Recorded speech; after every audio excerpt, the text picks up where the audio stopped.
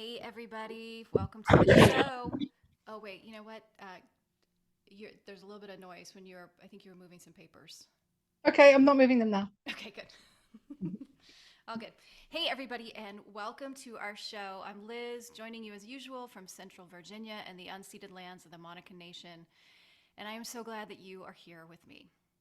And before we dive in, I want to remind you that my new book, Home to Her Walking the Transformative Path of the Sacred Feminine, is available for pre orders now from Womancraft Publishing. We are getting awfully close to the launch date, which is October 14th, so it won't be long now. This is my love letter of sorts to the sacred feminine. It includes all kinds of historical insights, plus my personal experiences and revelations from guests on this show. So you can learn more. You can order it at womancraftpublishing.com, and I will put that in the show notes as well. And now let's get on with it. So this conversation has been in works for a long time now, and I'm really excited that we're finally making it happen today. And a little bit of a backstory. About a year ago, a friend and I did a shamanic journey together. And if you're not familiar with these, I will vastly oversimplify it here, but you lay down, you are listening to some drumming, either live or you can do a recorded tape, and you move into something of a trance state and you just sort of witness and experience what happens. And there's a lot more to it than that, but that gives you an overview. And the reason I'm mentioning this is because during this particular journey, a woman appeared who identified herself as Elen of the Ways. Now, maybe some of you have heard of her. I know that I had certainly come across her name before. For example, several years ago, I read Sharon Blackie's book, If Women Rose Rooted, and she talks about her there. And if you're in the Home to Her Facebook group, you might have seen Elen come up there as well. Other people who are part of the group have certainly mentioned her. But I also have read about and learned a lot about a whole lot of goddesses and sacred feminine figures over the years, and Elen wasn't one that specifically had called to me before. Well, after that experience, I fell down a bit of a rabbit hole learning about Elen, and there's one woman in particular whose writings and explorations of Elen really captivated me, and lucky for all of us, she agreed to join me on this show today. So without further ado, let me introduce her to you. Caroline Wise has had an interest in what is now known as the Earth Mysteries and the mystical since childhood. From the late 70s to late 80s, she was associated with the Ley Hunter Journal and by extension the multidisciplinary Dragon Project, which sought to explore ideas of anomalous phenomena at sacred sites. This essentially led Caroline to encounter an antlered deer spirit. A close friend, an artist, was simultaneously creating visions of a horned goddess, and they called her Elen of the Ways. Many have been drawn to this enigmatic figure in the last 20 years. Caroline has spent many years tracing the antlered goddess back in time and across the earth to the places where she first emerged, ultimately compiling the book Finding Elen, The Quest for Elen of the Ways, which includes contributions from Andrew Collins, Caitlin Matthews, and Linda Isles, among others, all of whom engaged with the elusive figure of Elen. And this book is also how I found Caroline. Caroline has contributed to several books on the goddess, including She, Primal Meetings with the Dark Goddess. She is also known for creating the Wildwood conferences in the 1990s that sought to find links with folklore, landscape mysteries, and modern paganism. Plus, she organized several large goddess conferences in London in the 90s and early aughts. She is joining us today from her home in London. Thank you so much for being here with us today. It's great to be here. Thank you for inviting me. Yes, and the first thing I need to do, because this is a rookie, this is a mistake I should not be making at this point in the podcast. I called you Caroline. Are you Carolyn or Caroline? This is important. Caroline. Caroline. Oh, I got it right. Okay, yay. Excellent. Well, I'm so glad that you're here. And I'd love to start, if this is all right with you. Usually with guests, I usually start just by talking a little bit about your childhood and your religious or spiritual experiences growing up. And one of the reasons that I like to do this is I find so often that we had spiritual experiences that some people have them that sort of guide them along this path, and some have ones that are perhaps a guide because they're not what we need. So I'm curious about your own experience. Okay. Childhood wasn't necessarily happy, but we were lucky. We lived in the countryside, in a village that was, had its own ancient roots, and a very old and important church, and lots of old medieval buildings still. And we had fields and woods and wells and streams, but we all had big gardens because we're in the country. And I had what it's hard to find the language for these things sometimes, for want of a better word, a mystical or spiritual pull to the garden, to when I was out in the fields, to the wildflowers. I loved more in the garden. My father did spend a lot of time doing the garden. I loved more the cottage garden type plants, the old English flowers. But in the fields, I loved the wildflowers, and it was almost like a mystical pull. I didn't see the flower fairies often. I did see them sometimes, but certainly I could feel what I would now call nature spirits, but I didn't know that then. So it's just a mystical time in the gardens, in the woods and the forest. I also had a deep love of animals, which tied in with so I used to get these books that my mother bought me, like in a series of encyclopedias about animals and the animal world around the world. There's no internet in those days, of course. You couldn't see images unless you had access to books like these, and I also simultaneously fell in love with prehistoric cave paintings of animals, which my mother bought me posters of, which were up on the wall. I don't know what happened to them over all the decades. So it was animals, prehistoric, it was the plants, flowers, and childhood fiction. I got into fiction very, very early, got into reading very early. We had a magical library in the village. It was 15th century, had once been a place for priests to stay when they were visiting the church.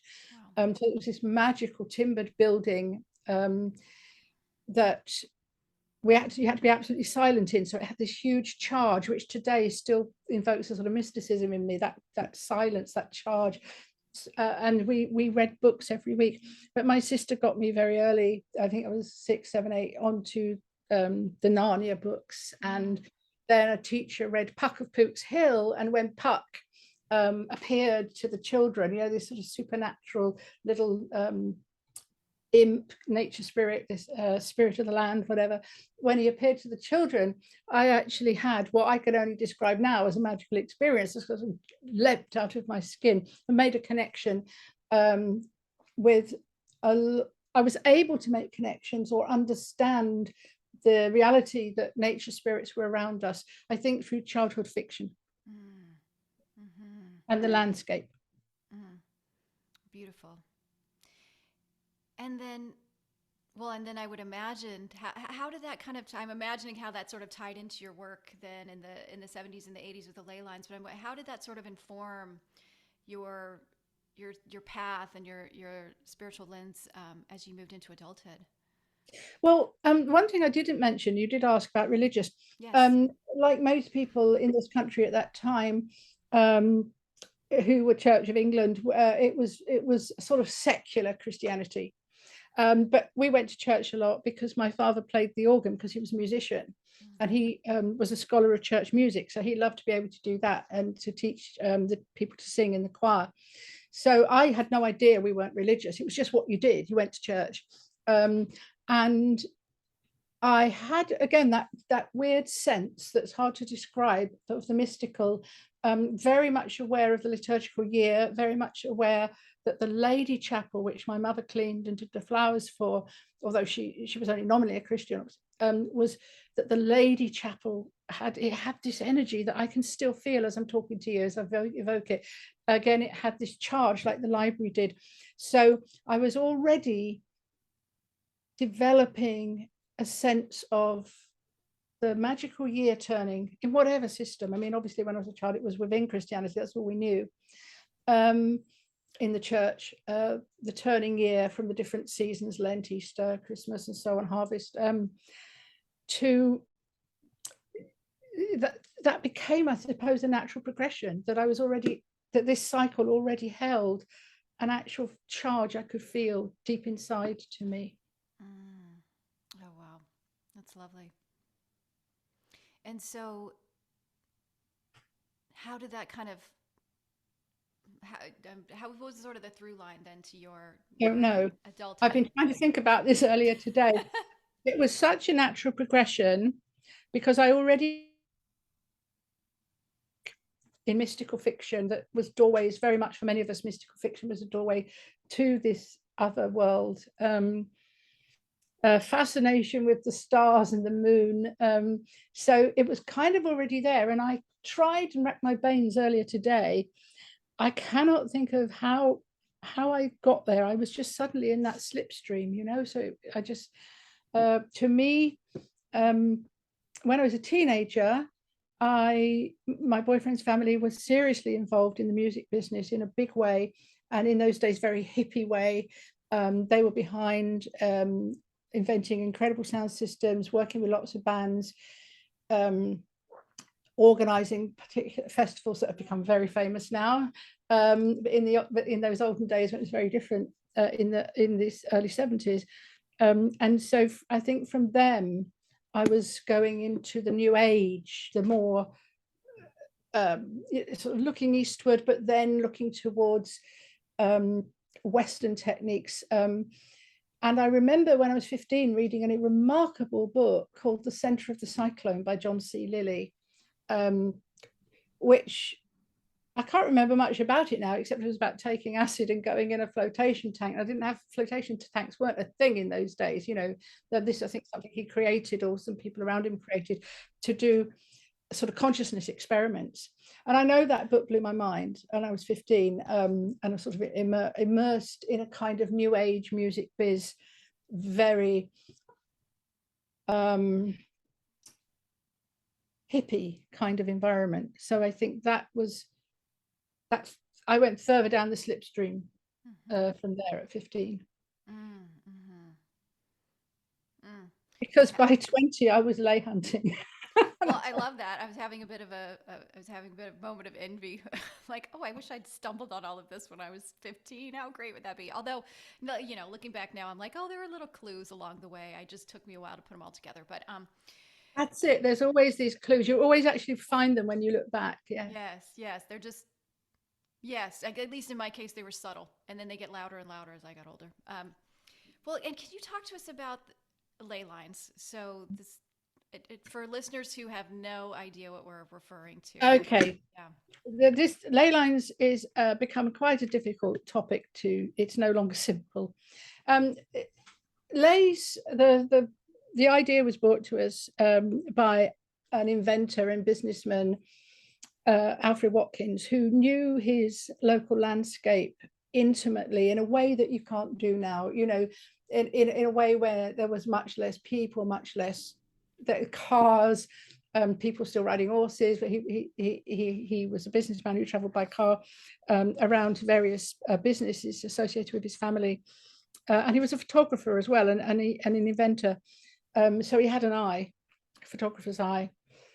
And he was the one who really put leys on the map, excuse the pun, by when he was up in the Blackwaldine Hills, just over 100 years ago now, I suppose it is. He had this flash of ancestral knowledge or wisdom, he called it, or some flash of ancestral insight, where he saw various sites laid out in straight lines across the land, which he went on to look at in some detail, that could be ponds, dew ponds, or ponds that flashed the sunlight. It could be notches carved into hilltops. It could be standing stones, particular man-made mounds or hills with trees on, that if you were up on the ridges as a traveler in the prehistoric times, a trader or a drover later perhaps, maybe somebody trading in salt, and you're going miles and miles away from your locality, and there's no Google Maps or sat nav. You're up on the ridge and you can see the route, or you can see the straight line, or you can see where the terrain is not good. Now he called these lines leys, and he did not attach any mystical phenomena with them. And I've been all around the world with leys, so to speak, and I have come back very much to Watkins' ideas of what they were. But what happened in the 1970s was that very, very ungrounded and unresearched ideas, they're literally ideas popping out of people's heads. I mean, everyone's taken acid by now, and suddenly these lines are energy lines, but no one can ever explain to you what that really means. Now, I do believe that there are certain places on the earth that have particular special properties, and that's why the stone circles were put at those places. I mean, you could build a stone circle in your back garden if you had the money, and it would look nice perhaps, but it wouldn't be very significant. I mean, these things seem to be put there because, well, they now know that a lot of sacred sites, and we see this with the awful things that happen to indigenous peoples on their lands, and it's also happening on the reindeer lands at the moment, is that where these particular sites or alignments are said to have particular properties, it's often found that there's a lot of uranium there, or metals like that, a lot of things that people want to mine out. So this, it could actually be quite a physical phenomena, that the force or the strangeness and the strange phenomena that happens there is perhaps your consciousness interacting with what's coming from these metals that are under the earth, that the animals certainly seem to be aware of, because why do you have for instance, under the reindeer lands in Scandinavia at the moment, it's devastating because there's gold underneath them. So there seems to be something to do with precious, what to humans are precious metals in the earth. But there's another theory which helped me a lot understand the antlered Elen as being particularly associated with reindeer, although I associate it now with all horned animals and all deer. Which is the idea of shamanic flight paths, that if you are a shaman, a lot of the shamans are no longer there. There's no longer shamanic societies. There are still some, but in the past, in shamanic societies, the shaman, his job is to fly out of the smoke hole in a trance, to see on a very practical level. He has to see where the herds are. So say the herds of reindeer, later perhaps red deer, like other animals. He has to be able to see where the herds are. He has to see where the predators are, like the wolves. So that's a practical thing. He has to bring back messages and healing from the spirits of the ancestors of the tribe to those that need it today. So the idea that I think was properly introduced by Paul Devereux, although I don't think he subscribes to it anymore, but we've seen in other writings of people from the 50s and 60s that didn't quite make the shamanic connection, but they're talking about this out-of-body flight. It made me understand the whole story of the flying reindeer flying through the sky, the shaman taking on the form of the reindeer, because in certain parts of the world, as I speak about a lot in Finding Ellen, it is the great reindeer or elk mother who births the shaman. They have to go through a whole trance ceremony with the figure of the deer mother. So I hope I'm rambling on here, but I think you have lines on the landscape, they're real. Whether or not there's grids around the world, I think that's a different thing. But certainly you can find in Britain, it's all I know, I'm sure it's elsewhere, lines of 5 to 10 miles, so relatively short generally, of alignments of ancient sites, which would make sense. People wouldn't go too far beyond their boundaries. But we have the traders' routes, which are these long tracks that cross Britain. Some of them incredibly old. Some of them the Romans even exploited with their famous Roman straight roads by actually using the path of some of the older trackways. So I think leys exist on many levels. We don't have proper terminology, so lots of woo gets associated with leys that cannot be researched, because it's just, as I said, just some idea. Oh, it's energy. But you have them on the ground, you have them as these shamanic flights in the air, but also I think overarching, there's quite a lot of star lore involved, like alignment to particular stars and so on. I hope that answers your question. It does, and the thing that was coming up for me as you were talking is, and I'm curious how you might reflect on this, how this resonates with you, but it almost feels like perhaps because of all of our modern conveniences or our separation from the intimacy with nature, that we've also really separated the mystical slash spiritual with the practical. And I would imagine ancestrally that those things would not need to be separate, that they would be intertwined together. So to me, hearing you talk, it makes perfect sense. Like even the way you're describing the role of the shaman is playing a very practical role. Like you have to find these animals, right? And also playing the role of ancestral healing at the same time, which today we would lump more in this like spiritual category. So it also makes sense to me that these lines, whatever we call them, would have multiple purposes, I guess. I wouldn't imagine our ancestors would see these things as separate at all. Or I don't know. That's absolutely right. Absolutely right. Because people were close to the earth. We've lost this contact. We talk about going out in nature. I do it myself. I'm guilty myself, as if we're separate from it. Right. We talk about, do animals have emotions? Because we forget that we're animals. So therefore people say, well, dogs can't show fear or hurt. Of course they can. But I actually hear people saying this. And I think to societies up until fairly recently in the West, even, I would say in some very rural societies, even up until the Second World War, which is like 20th century, people were much closer to the land, and their spirituality, whatever it was, would be practical. And that is the role of a priest of whatever religion, isn't it? He whether it's to assist with baptism, or baptism was done because so many babies died young, and in their belief system they had to have had that done before they could go to heaven, that which is not very nice mythology.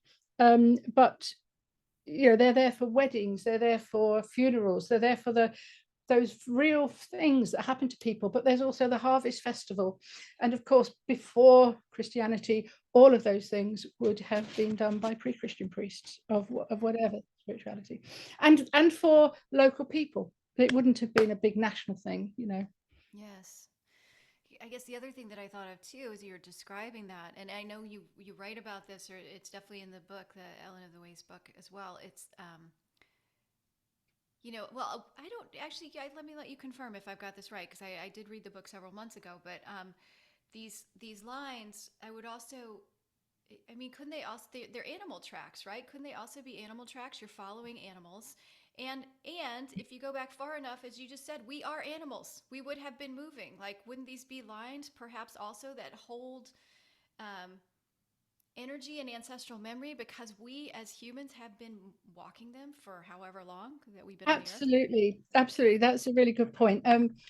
Back in the 90s, I mean, I'd been trying to find Ellen with there was no internet, there was no access to academic libraries, and even if there was, these books hadn't been written, and certainly ones that were available that talked about the horned antlered goddess in those days are in Russian, and they've not been translated. They're from the 1950s.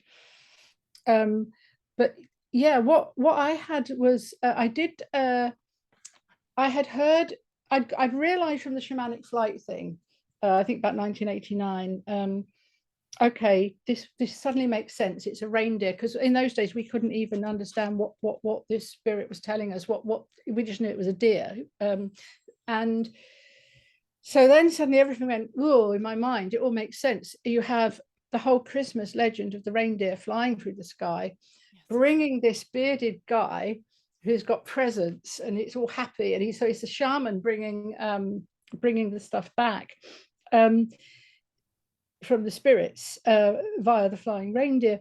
But I also had thought, heard about the story of the fly agaric mushrooms that are in the fairy stories, the red and white mushroom, always pictures with fairies and gnomes and little people, and that the reindeer would eat the mushrooms which grew around the birch tree being the first tree to establish itself after the Ice Age, and the tree that was the central pole for the shamans' tents and the people's tents, and that humans can't eat this mushroom themselves. It's toxic for them. But long story short, it will go through the filter system of the reindeer, which can eat them. And then the shamans would take the snow, the reindeer would be tied to the tree, the reindeer would urinate, they would then melt the snow and take it that way via the reindeer urine, and then they would be flying off on their shamanic trances. So I thought, I haven't got the nerve to take fly agaric because I don't know how to process it, and I haven't got a reindeer in the garden to try it to the tree. So I did a deep meditation one night in bed, and I thought, well, let's see what happens. And I visualized this whole thing of the reindeer. And then I started to see this big snowy landscape with, like, if children drew a railway track, it would just be the sort of two lines with things across it, very simple, like a children's drawing. And that's what I thought I was seeing. So I went in closer, and then I realized I was flying above it.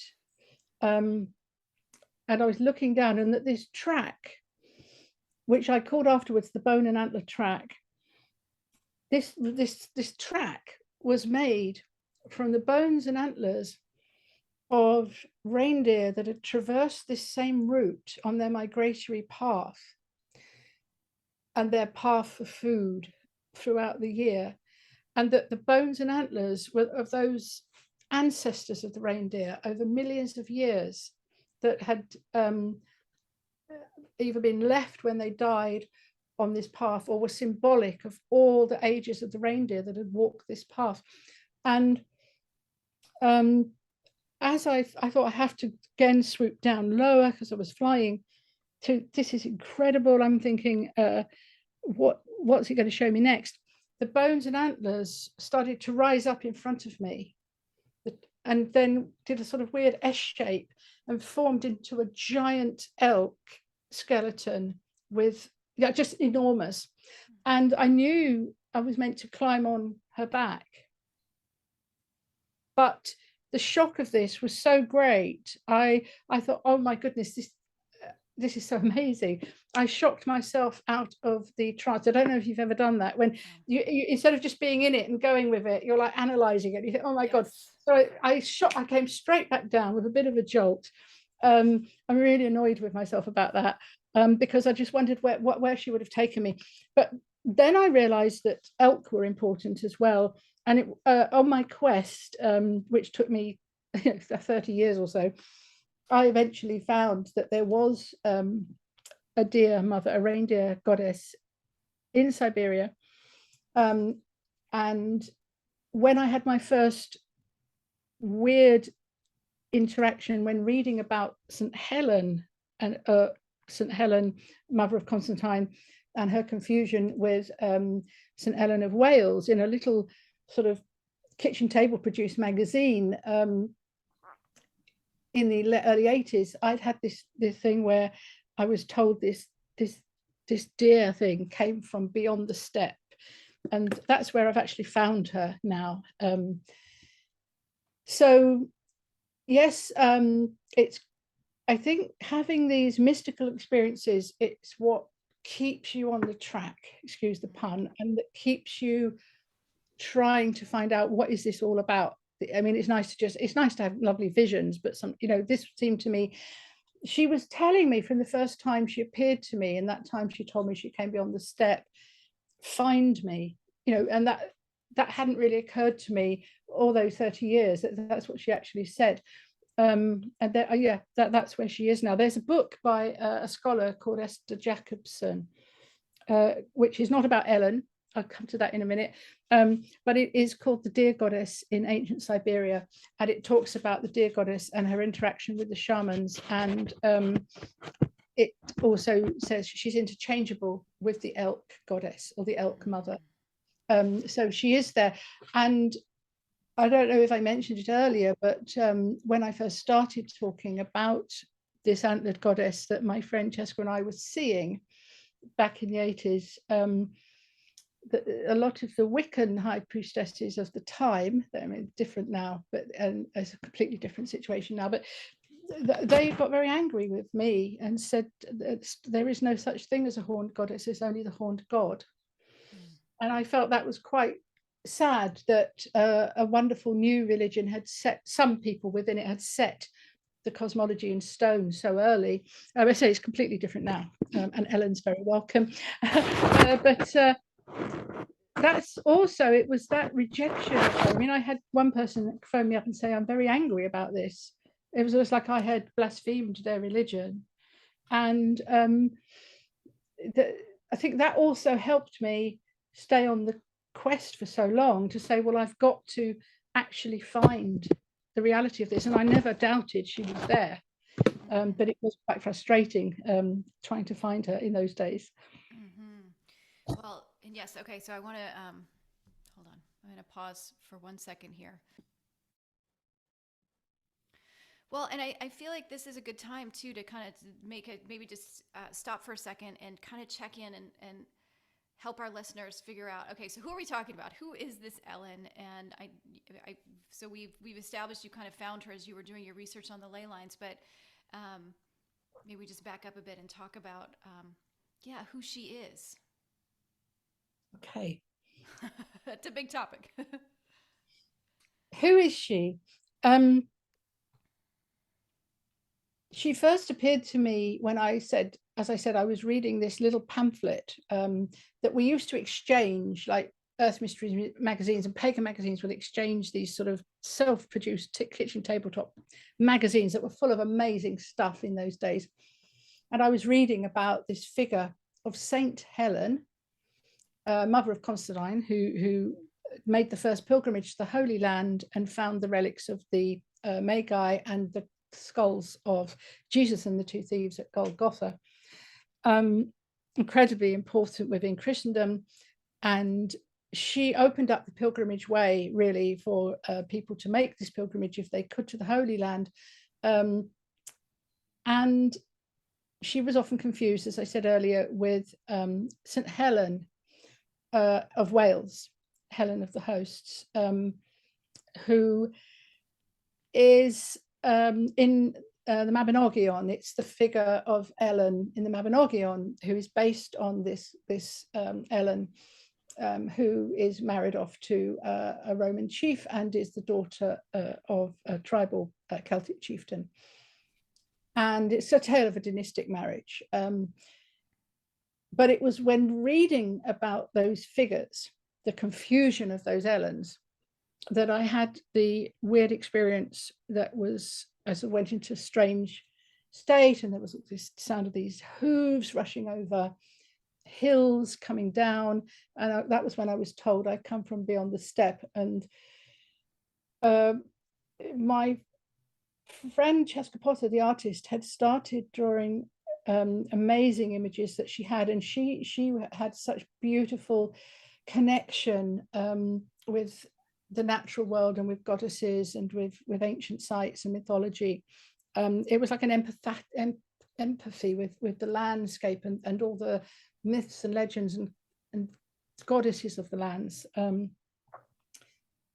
And we came to name her Ellen of the Ways because, well, I was so involved with the sort of ley line stuff at the time, and an antiquarian writer who left no references, a guy called Harold Bailey, in the 1920s, he'd written these old books. They're completely off the wall, but he talked about this figure of Ellen of the Lanes and Ellen of the Trackways, like a sort of modern day goddess Diana. He saw her with a hound and saw her sort of as an ancient British goddess. Now, most of what Bailey said is unprovable, but I do think that intuitively, like us, he'd made some contact.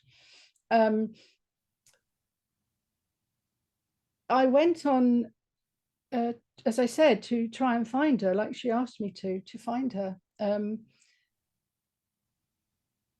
But it was in 1993 that Cheska and I were doing a ritual for a local goddess group of my friends.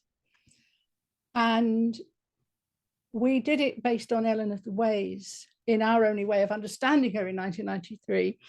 And I had Cheska in this sort of tunic, short tunic, sitting on this sort of thing that was painted to look like an animal skin, divinating with bones as the people walked in to the halls lit by candles. And it kind of, I mean, it made your hair stand on end, just the whole atmosphere and imagery. And at the end of the ceremony, a Bulgarian friend of mine came up and said, "Did you know that Elen means deer in Bulgarian?" And that was the moment when I realized that after looking at other European languages, Eastern European and other languages around the world, words like Elen, Elan, Jelen, Helen all mean deer. And that moment was extraordinary for me, because I realized the reason I cannot find an actual goddess in history called Elen. You know, you can find saints and you can find Helen of Troy, and you know, an actual goddess called Elen. The reason I can't find her after all those years is because Elen simply means deer. So she's saying, I'm the deer goddess. She's the spirit of the deer. She's so old. You know, her name just means deer. We don't know if she had any other names, or if she had different local names, or if she had different names all around the world where you find antlered goddesses. But yeah, deer. It's just like saying Elen, deer goddess. It's like saying dear goddess. That was quite a revelation for me. That was again, there was several points along this quest where you're just not for six, and that was one of them. Mm-hmm. Wow. Well, and if it's okay, maybe I'll share a couple of the things that came out. And well, I think one of the things that really knocked my socks off after I had this this shamanic journey, I went looking for information, and you wrote about this connection to shamans and shamanic flight, and I had just done a shamanic journey where she showed up, which was quite wild. And I've done several of those before. I've never had someone who identified themselves in that way show up. I've encountered animals and things like that, but the other thing that there were a couple of things that happened that were really remarkable. I ended up traveling upwards. I went up a tree very, very, very, very high, and I became a spider in the process, and saw this grid of light that was laying on the earth, and I started walking it as the spider, kind of traversing it. And it wasn't totally flat. It almost like it 3D'd, sort, you know, because the earth is round, right? It's sort of like, you know, softened its edges. There was a lot more that happened, but I ended up going to meet this woman who clearly looked like a goddess to me. She had horns, and she told me that her name was Elen. And then I don't remember, I wrote it all down, I don't have it in front of me, but I don't remember if I asked her a question or if she just showed me, but she pointed to a door that appeared, and the door opened, and there was the stars, the cosmos. And it felt like she was telling me, you can go traverse this if you'd like. I'm opening this door for you. So how does that align with what you know with Elen? Well, there is Elen of the Stars. You see, Elen is my name now for the deer goddess. So you'll find deer goddesses all over the world, and other horned goddesses, of course, like Isis with her I think it's a solar eclipse. I don't think it's the moon. It's the sun disk with that, which may be the presence of the moon, or it may be based on the old cattle of Egypt, that crescent. We have Inanna, we have Venus, who is very much related to Taurus, the horned cow. You have all the Mesopotamian goddesses with their triple horned headdresses. You have all over Central Asia, there are tales of goddesses with horns, some of them antlered, further in towards Eastern Europe. So Elen, to me now, is very much a horned goddess, or horned, or spirit of nature, spirit of the old trackways. But if you look at Russian, Scandinavian, Central Asian star lore, there's often these stories of the deer. So the deer, for instance, in Mongolia, there's petroglyphs that show this deer pulling a cart. They say she may represent this figure called the Heglen, Khelgen, Heglen, who has swan's wings. And Elen and swan are actually linguistically connected as well, but that's a different story. So Ellen's very much connected to the swan as well. So this is like a reindeer or an elk with swan's wings, will fly across the sky at night. So probably representing Ursa Major and Ursa Minor, that in Western Europe are the bear, great bear and little bear, but here they're the deer. So it's the deer and her calf. And Orion the hunter is hunting them across the sky at night. And he eventually kills the mother deer, but of course the calf is there still, the daughter. So it's this eternal cycle. Now, in the far Arctic regions, I've heard that this story is not connected with daily cycle through the stars of the deer spirit or goddess, the mother goddess deer, because of course they have can have up to 6 months winter and 6 months light, so they wouldn't have the normal daily cycle. So therefore it's at the winter solstice that the mother deer will, I'm doing antlers here, will dive down and take the sun when it's low and take it into the forest, so there's darkness. And then we have her coming back in spring with her cart, flying back, and she brings the moss, the greenery that the reindeers can eat. So everyone's celebrating because there's the sun's return. She brings the sun back in her chariot, sun and the green food. So everybody knows that their herds will live, that them and their children will live, that the light's coming back, the warmth's coming back. And to me, that is so like Father Christmas with his reindeer bringing gifts. It's just that this was actually the mother reindeer. She doesn't have a human in the carriage. So you'll also find the reindeer goddess, or the goddess that has reindeers associated with her, to the Sami people, will be Bevi, who also brings back the sun. But she brings back the sun and puts it back in the sky. So you have here the deer goddess Elen. We call her Elen in history, and to these people she's called different things, because Elen just means deer. The deer goddess is bringing back the light, she's bringing back the sun, but she also has her daily cycle across the sky.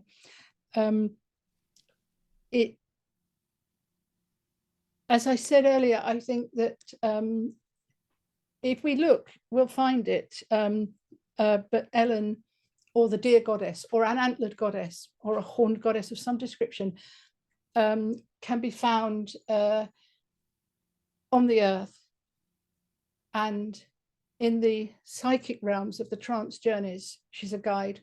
because so many people like yourself have had that experience. It's not just me.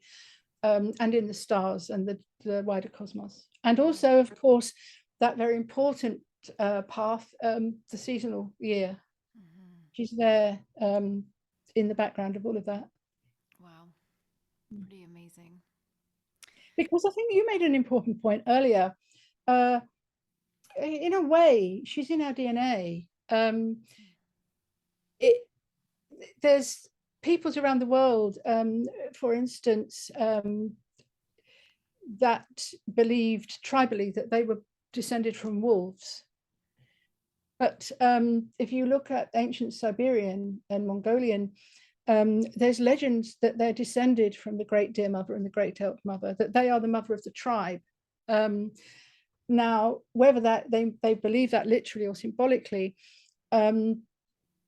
we must carry some of that knowledge in us, some atavistic level, and that certain of us, it gets activated either through meditation or at certain sites, or just because of our makeup. It doesn't need to be a sort of supernatural thing. For all we know, it could be something quite natural that is within us that's awakened.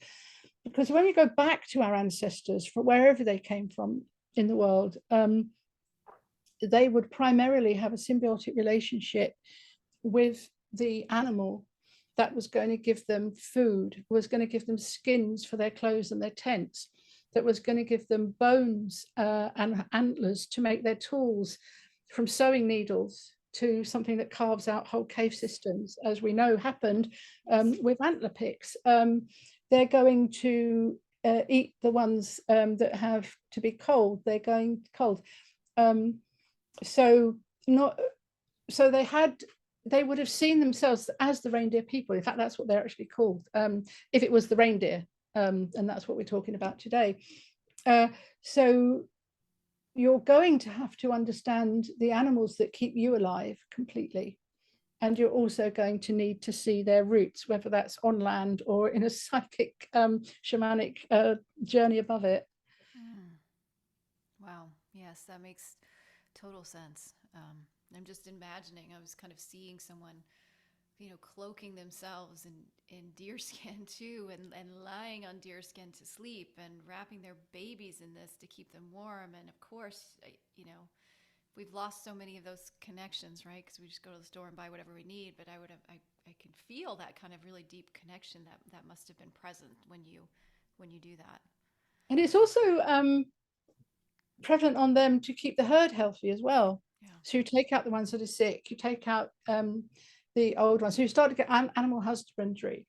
And you have to keep them safe from predators, especially as the Neolithic progresses. And so, you've got, they'd probably be quite happy without humans, but certainly it was happy. I would imagine it's a happy relationship between the two. Wow. Well, and one thing I didn't ask you at the beginning that I kind of want to go back to and just, kind of clarify how, I don't know if this language, divine feminine, sacred feminine, means anything to you, or if it's goddess, but sort of how does Ellen fit into that bigger picture for you of your understanding of, I use the word sacred feminine, or, I don't know. Maybe that's my question. Does that make sense? Well, yeah. I've worked with goddesses for many, many years, if that's the right terminology. I've been for over 45 years. I actually adore all goddesses. I think the world can't have enough goddesses. And anybody like you or others who are working to bring goddesses to attention of people who may find a sense of connection to that is fantastic. And at the moment, my friend Carrie and I run priestess training and goddess classes several times a year, where we look at different goddesses all the time. And this started from something I did when I had a bookshop in central London in 1990, early 90s. I started the goddess group. And we do a different goddess every week, and then people had to do an impromptu and unscripted ceremony to her, so that they got a sense of connection. So as far as I'm concerned, all goddesses are interesting, and all goddesses are fabulous. And if you want to give me a present at any time, anybody listening, goddess statues are my favorite present. So I don't think you can have enough. But for some people, they dedicate themselves just to one goddess. And that could be your very important point about practicality. What I always say is, yeah, by all means, have whatever goddess you want to dedicate yourself to. It's personal choice, and some people feel drawn.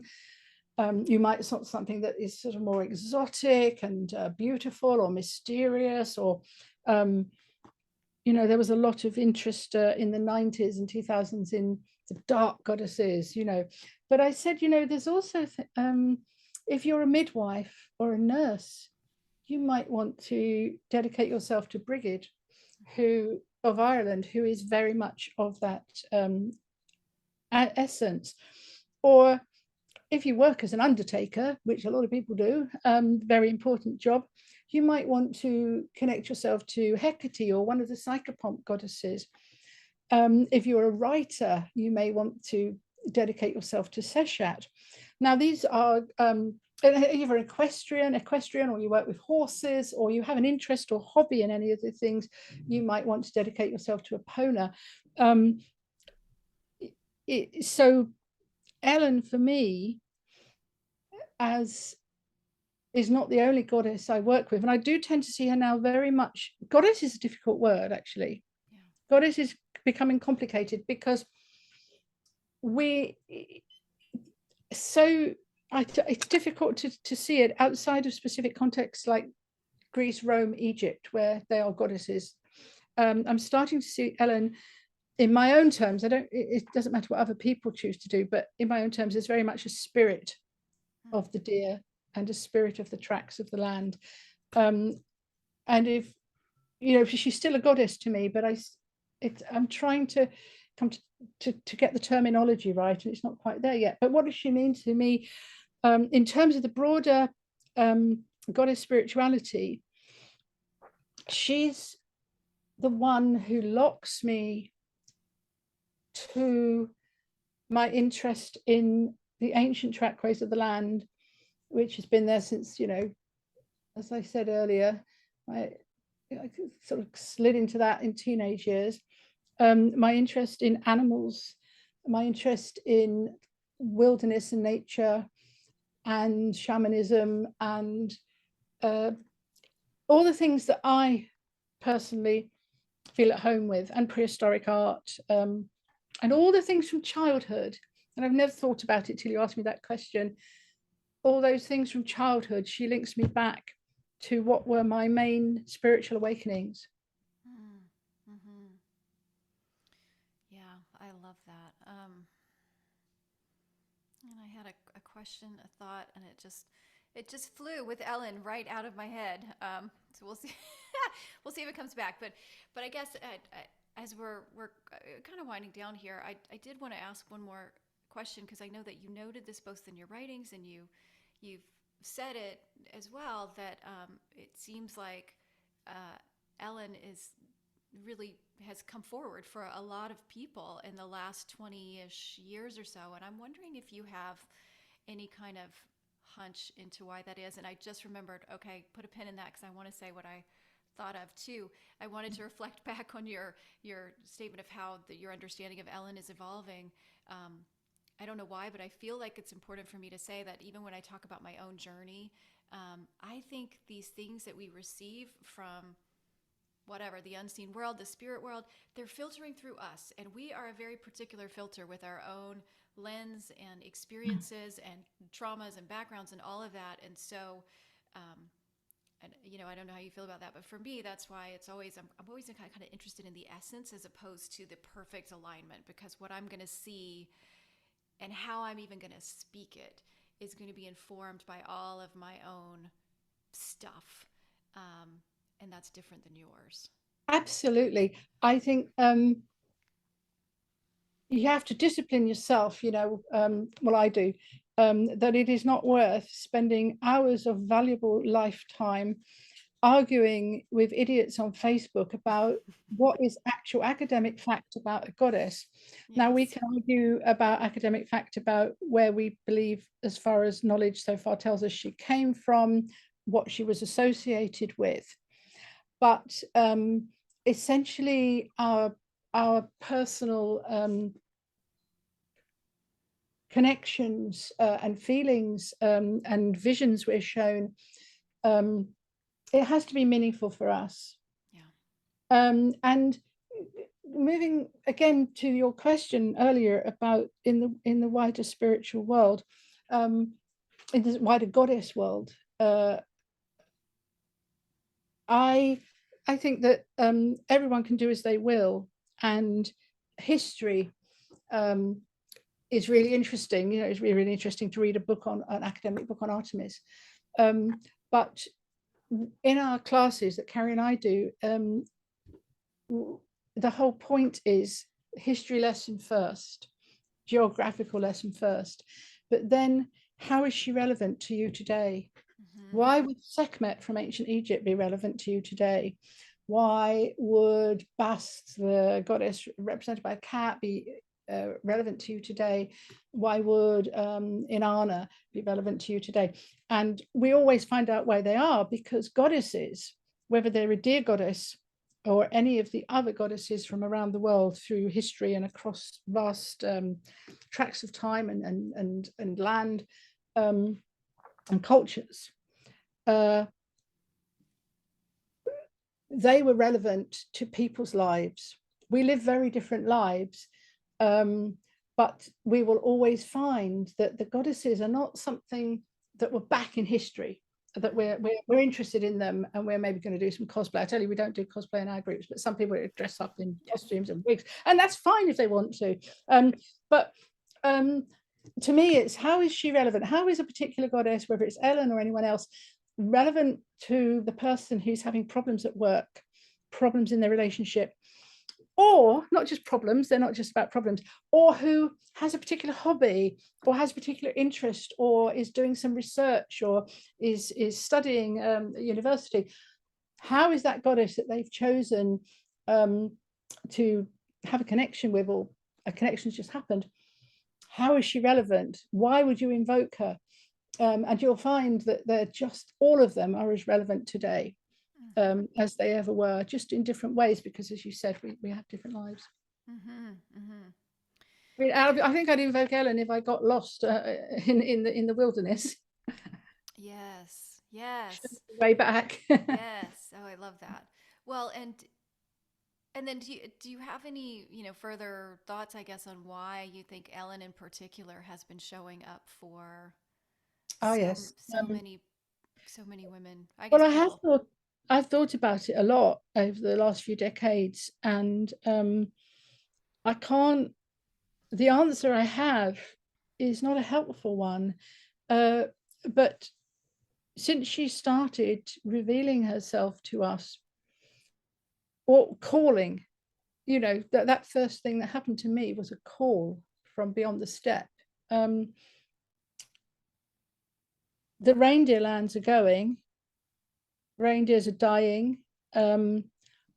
I found out about the gold mining when I was staying with my friend, the late Storm Constantine, and she was producing this book for me. She did all the design and layout and everything, and basic editing. And I woke up at her house from a dream where I saw these reindeer, a few reindeer standing on this dust-blown dirt road with the whole area around it just rock devastated.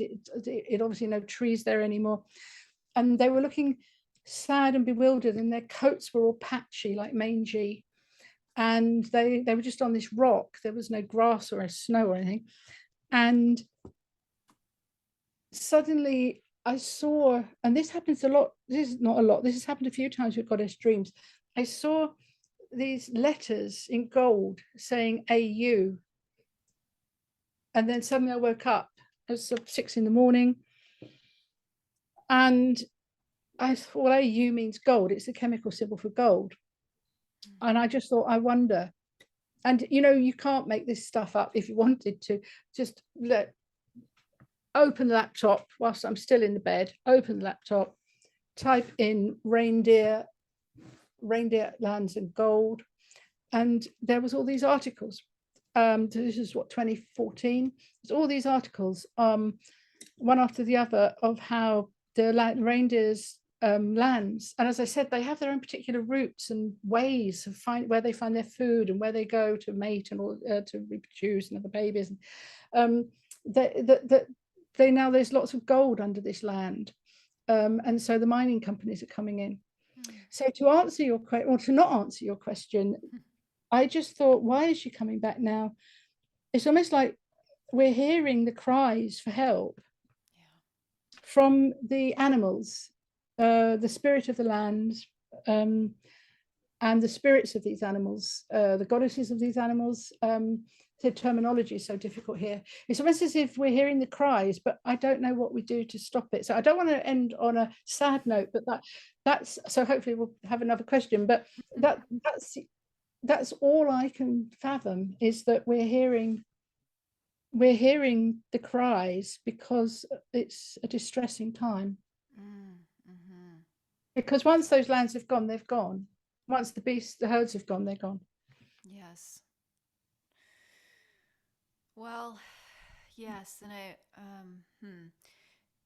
I think that's what that's making me think of as well, is something that's just interesting to me in general about this exploration of the divine feminine, and however you approach her and goddesses, is that it so often seems like that connection and that awakening starts as an invitation for personal transformation, but it seems to me more and more over the years that is just the beginning point, that there's also this invitation to see ourselves as part of a collective and part of a community, and that, like, just starting with the personal transformation is the starting point. It is not your ending point, and that she is showing up to invite you to change, to transform, to heal, to do whatever it is you need to do. And there's this other meaning, because we don't, it goes back to what we were talking about earlier. We do not exist independently. We like to think we do, but we do not. And we are responsible, for for the well-being of all of this. Yes, and we've reached a time where animals that I took for granted around, animals all around the world that we took for granted as children, especially some of the bigger ones, but also the small ones too, and birds and insects, are actually becoming extinct in our lifetimes. Yeah. And these were things that were just there when you were a kid. Right. And whether or not the goddess is, whether or not it's done in the name of the goddess, I think the really positive thing we're seeing now is young people around the world saying, we're not going to let this happen. Yeah. How you stop it against the big corporations and those sort of phenomenally short-sighted, greedy interests, I don't know. But you have the Extinction Rebellion people, so they're totally dedicated, and they've heard the call differently. But I think that was our way of hearing the call, and now you've got these amazing young people just rising up all over and saying, we're not going to let this happen. My dog's trying to come in there. Well, and so maybe that's our higher note and our invitation. There's hope. Yes, there's hope, and there's also, I think it's an inquiry for any of us who are interested in the goddess to hold, is what are we being invited to step into, both for ourselves and then in terms of collective healing. And I do just want to mention really quickly, since you mentioned Extinction Rebellion, if for those of you that are interested in that movement, which is I'm going to mess it up a bit, but I know it's kind of like a radical arts movement to really call attention to climate change and to do something about it. One of my guests last summer, Matt Osmond, who wrote a beautiful book of poetry called The Black Madonna Songs, or The Song of the Black Madonna. Black Madonna song. Yeah, I think that's it. I was very involved in Extinction Rebellion. So I'll put a link to that episode in the show notes too, for people who are interested. There's just one thing I would like to say. Yeah. And I think it takes me back to my ley hunting days, which was that while we think global, look local. Whereas we're looking for local alignments and local folklore out in the countryside, is look for your local goddess. I mean, by all means, acknowledge goddesses from everywhere, like I do. Lots of people are drawn to ancient Egypt, Mesopotamia, which is amazing. But also, one way to make a real contact is to find the goddess spirit of your place, where you've either where you've come from, excuse me, or where you've moved to, because you'll find places in your local landscape where the connection might be really much easier than just something much sort of more nebulous. So that's a good place to start. I think you're and if you're interested in Ellen and the horned goddess, I would imagine many places around the world had deer paths Yes, absolutely. and old straight trackways. Yes, yes. There's a deer path right behind my house. Well, there you go. I You're half, know. yeah. There you go. Just coming past. Yes. Well, and they're all. I mean, gosh, they're all over my yard. It's quite a beautiful thing. Oh, this was such a wonderful conversation, Caroline. Thank you so much for joining me. I'm so glad we were able to do this, and I'm so grateful for your time and your knowledge and for you sharing it with us. Well, thank you. I've really enjoyed it, and I'm really think it's amazing what you're doing. Yeah. Thank you. Thank you. And thanks to all of you who are listening, as always. I'm really glad that you're showing up and you're interested. And, if you like the show, please subscribe to it, give it a favorable review. That really helps other people find it. This is very much a grassroots effort, so that's great. If you can take the time to give it a review, that's really helpful. And then tell other people about it too. And you can do all those things if you are so inclined. And until next time, take good care, and I will speak with you again soon.